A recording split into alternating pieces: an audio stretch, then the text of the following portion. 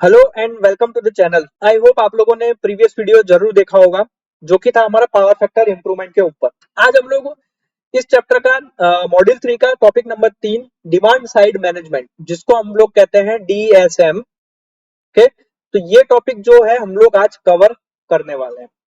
आई hope आप लोगों ने प्रीवियस सारे वीडियो देख लिए होंगे, चेकआउट जरूर कर लेना। मैं उसकी लिंक आपको आई बटन में प्रोवाइड करवा दूंगा। तो आइए हम लोग स्टार्ट करते हैं हमारा आज का लेक्चर।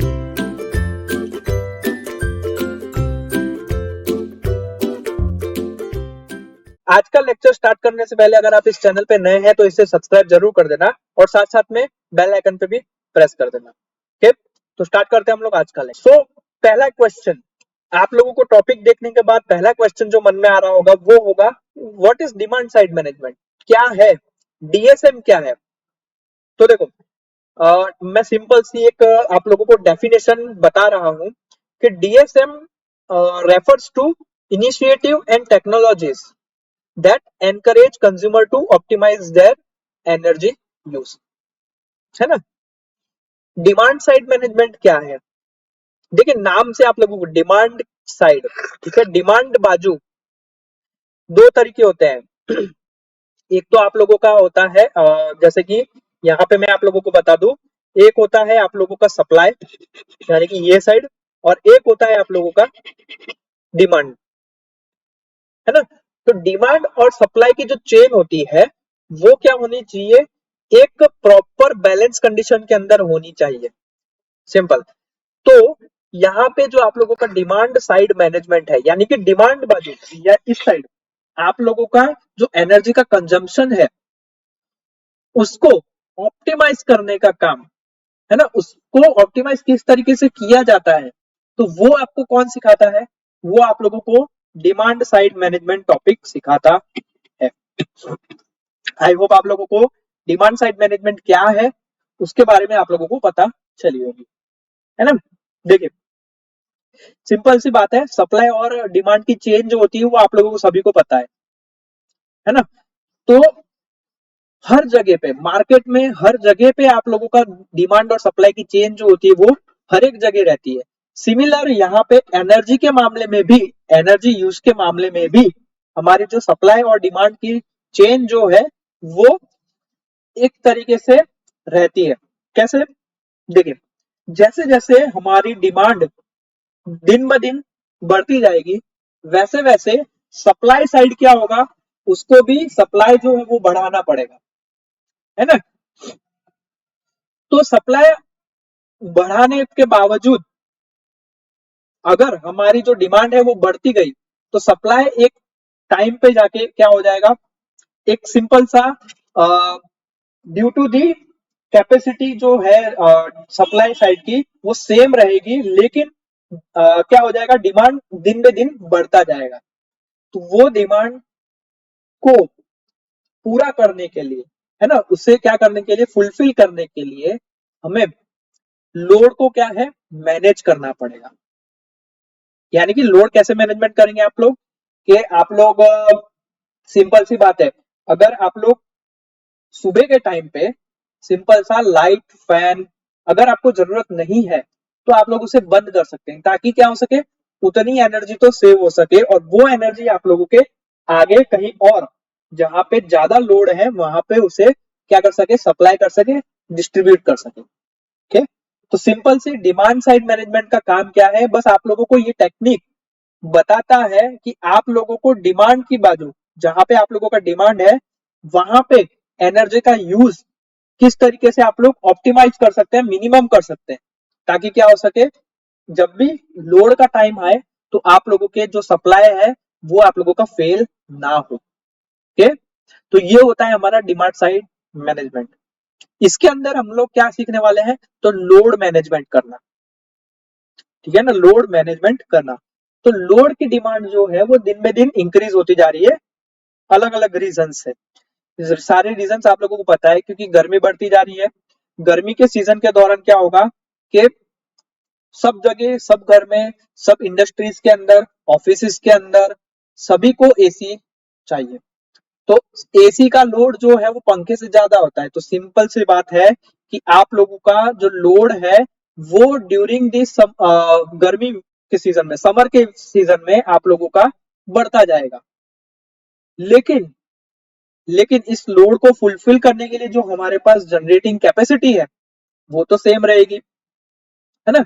हमारे पास दो तरीके से हम लोग जनरेशन करते हैं अभी। एक तो होता है कन्वेंशनल तरीका,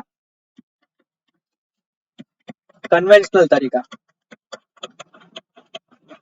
है ना, और एक होता है रिन्यूएबल एनर्जी सोर्स।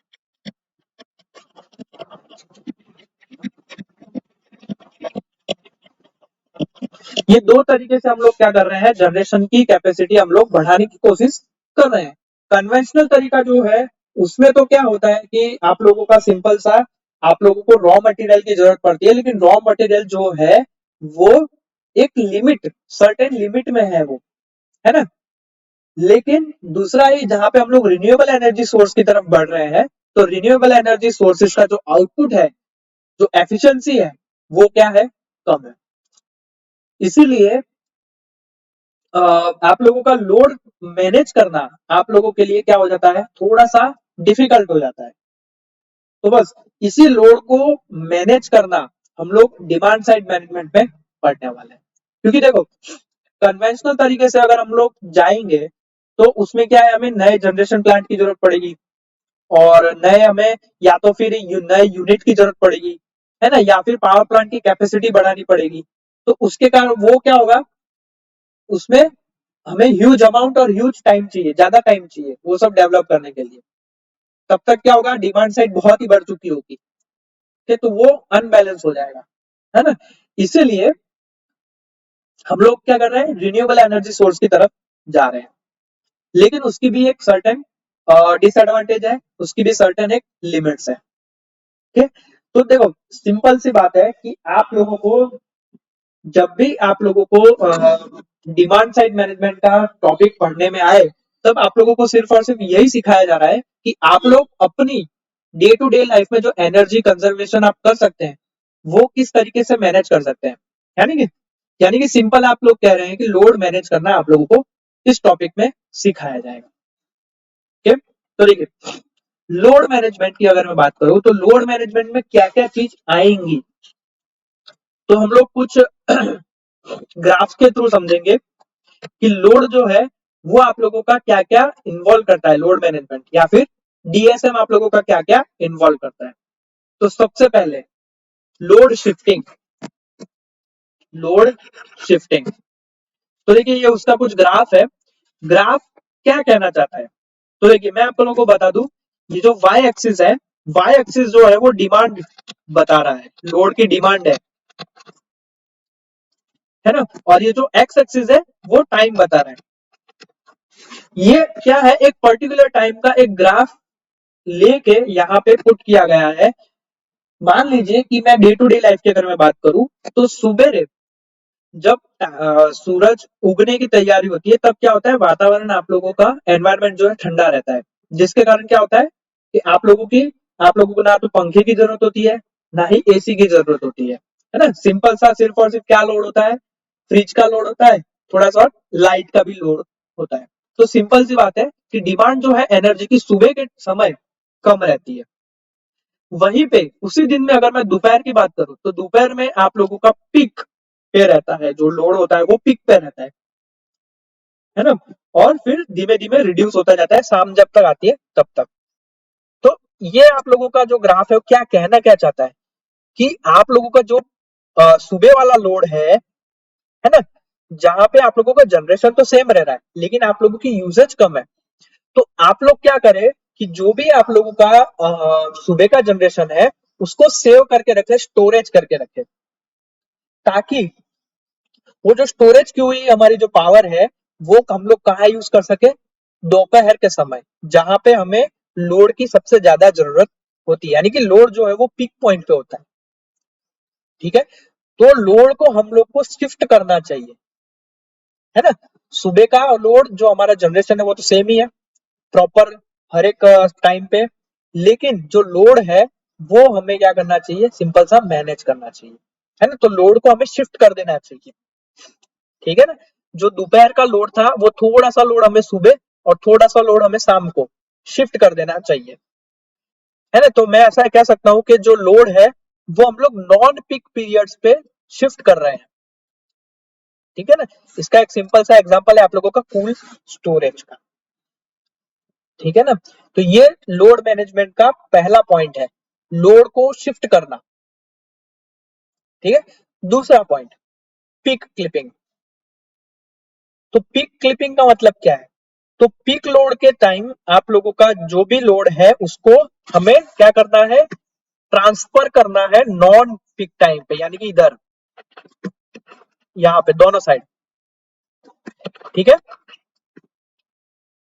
सिंपल सा पिक क्लिपिंग यानी कि क्या होता है कि जो आप लोगों का पिक लोड का टाइम है उस दौरान जो लोड है उसे हम लोग क्या कर रहे हैं, नॉन पिक पीरियड पे ट्रांसफर कर रहे हैं, सिमिलर टू लोड शिफ्टिंग की तरह, ओके। इसका एग्जांपल आप लोगों को यहाँ पे दे रखा है, direct control of thermal loads का।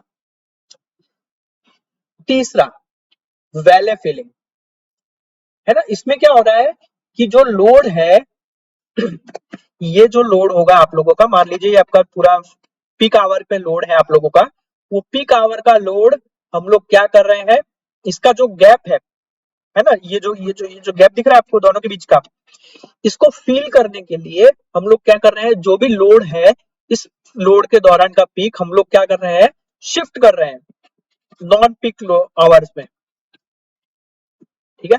इसको कहते हैं हम लोग वैले फिलिंग, ओके। इसका एग्जांपल क्या है, थर्मल एनर्जी स्टोरेज, यानी कि एनर्जी जो है, जो थर्मल एनर्जी हमारी जनरेट हो रही है उसको हमें क्या करना चाहिए, स्टोर करना चाहिए, ओके।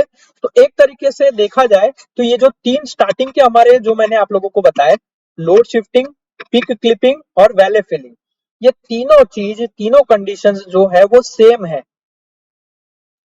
एक तरीके से देखा जाए तो, लेकिन टर्म तीनों अलग अलग है, ओके। ये चीज ध्यान रखना। चलो, इसके बाद जो है वो है हमारा स्ट्रेटेजिक लोड ग्रोथ, ठीक है ना। यहाँ पे क्या हो रहा है कि स्ट्रेटेजिक लोड ग्रोथ में हमारी जो यूटिलिटी लोड है वो इक्वली सप्लाई पीरियड के दौरान क्या हो रही है, बढ़ रही है, इंक्रीज हो रही है।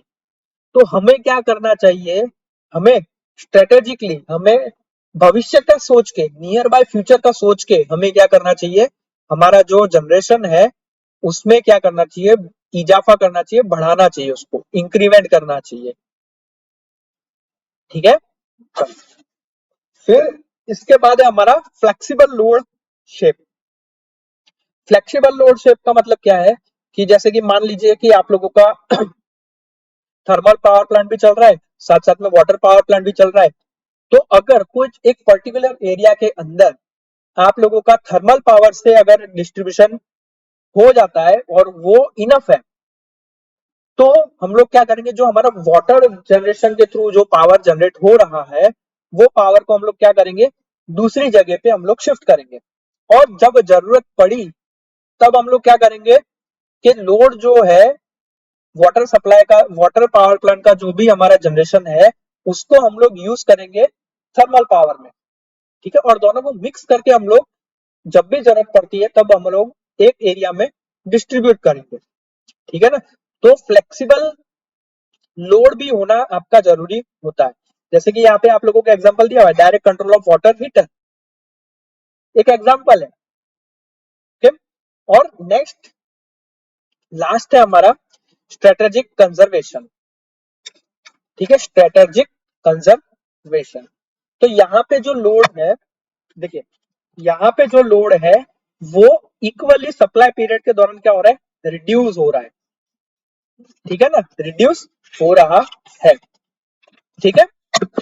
तो इसका एग्जांपल क्या है, एफिशिएंट मोटर सिस्टम और एफिशिएंट लाइटिंग यूज करना, ताकि क्या हो सके, सिंपल सी बात है, एनर्जी को हम लोग को बचाना है, इसीलिए हम लोग एफिशिएंट एनर्जी मोटर और एफिशिएंट लाइटिंग हम लोग यूज करते हैं, ठीक है। तो आप लोगों का जो डीएसएम है या फिर जो लोड मैनेजमेंट है वो इतनी चीजें इन्वॉल्व करता है, जिसके अंदर लोड शिफ्टिंग, पीक क्लिपिंग और वैले फिलिंग, ये तीनों चीज जो है वो सिमिलर है, ओके। और आगे जो स्ट्रेटेजिक लोड ग्रोथ है, यानी कि नियर बाय फ्यूचर का हमें सोच के रखना है। देन फ्लेक्सिबल लोड शेप है और स्ट्रेटेजिक कंजर्वेशन है। तो ऐसे 6 पॉइंट जो है तो आप लोगों के डीएसएम के अंदर आप लोगों को सीखने चाहिए ताकि आप लोग लोड को एक प्रॉपर मैनेज कर सके। आई होप आप लोगों को डीएसएम का जो टॉपिक है वो समझ में आया होगा।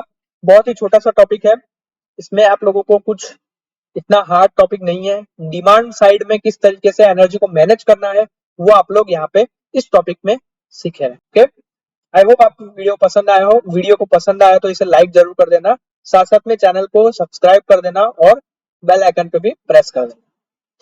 मिलते हैं हम नेक्स्ट लेक्चर में, तब तक के लिए जय हिंद।